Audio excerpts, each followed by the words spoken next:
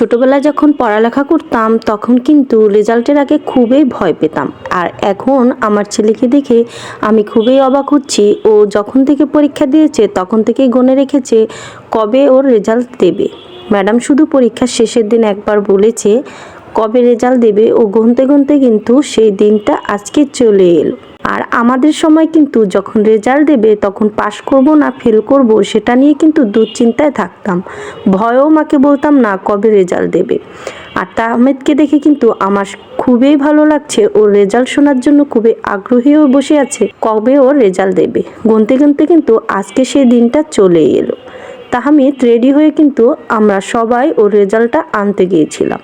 আর তাহমিদকেও ওর result কার্ডটা দিয়ে দিয়েছে। আর ম্যাডাম বলল যেহেতু সব বাচ্চারাই ছোট তার জন্য কি ফার্স্ট সেকেন্ড থার্ড এটা এখন বলা হবে না, রেজাল্ট কার্ডেই নাকি এটা দিয়ে দেওয়া হয়েছে। তো তাহমিদকে দেখে ও খুবই খুঁজতেছে ও ফার্স্ট হয়েছে না সেকেন্ড হয়েছে, ও কিন্তু কনফিউজড। ও রেজাল্ট শোনার আগে কিন্তু বাবার কাছে বলে গিয়েছিল ও ফার্স্ট হলে ওকে একটা গিফট দিতে হবে, সেটা ও যেটা বলবে সেটাই। ও বাবার কাছে একটা ট্যাব চেয়ে রেখেছিল, কিন্তু ও ফাইনালি কিন্তু ফার্স্ট হতে পারেনি, ও সেকেন্ড পজিশনে চলে গিয়েছিল। এখন বলছে যে আমার কোনো গিফটেই লাগবে না, নার্সারি থেকে কেজিতে যখন উঠবে তখন নাকি ও ফার্স্ট হয়ে বাবার কাছ থেকে ট্যাব নেবে। তাহমিদ যেহেতু ড্রয়িং এ একটু কম নাম্বার পেয়েছিল তার জন্যই কিন্তু ও সেকেন্ড পজিশনে চলে গিয়েছিল, নয়তো সব কটা সাবজেক্টই কিন্তু ফুল মার্কই পেয়েছিল।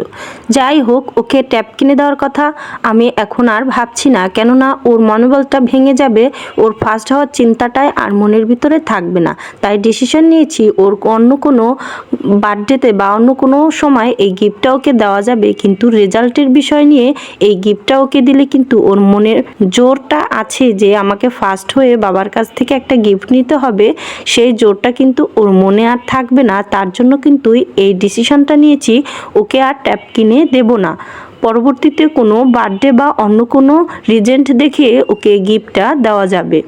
আমি এই ডিসিশনটা কেমন নিয়েছি, ভুল হয়েছে কিনা অবশ্যই তোমরা কমেন্টে বলে দিতে পারো। আজকের ভিডিওটি এই পর্যন্তই, ধন্যবাদ সবাইকে।